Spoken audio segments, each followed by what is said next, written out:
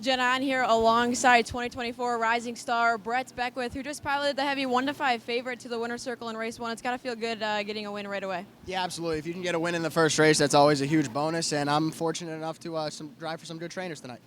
Coming up in race four, you'll sit behind Salzburg Hero. Dominant effort first start for Darren Castor. He moves up to Trackmaster length. What do you think?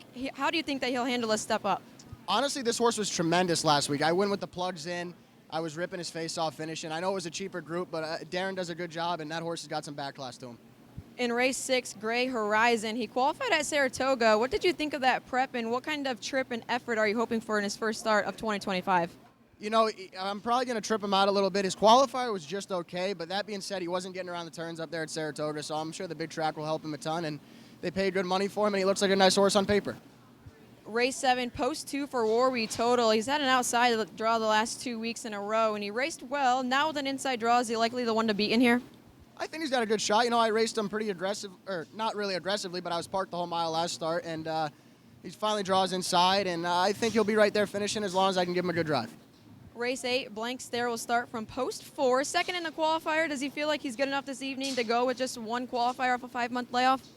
It's going to be tough. You know, his qualifier was enough, but it's still hard for horses when they're off 5-6 months like that. But Colorford's crew always has him tightened up pretty good, and he qualified good, so I expect him to be right there. And, of course, in the feature, you'll sit behind Mad Max Hanover yet again. He's done absolutely nothing wrong the last few weeks that you've sat behind him. A powerhouse on the front end. What's your plan tonight with him?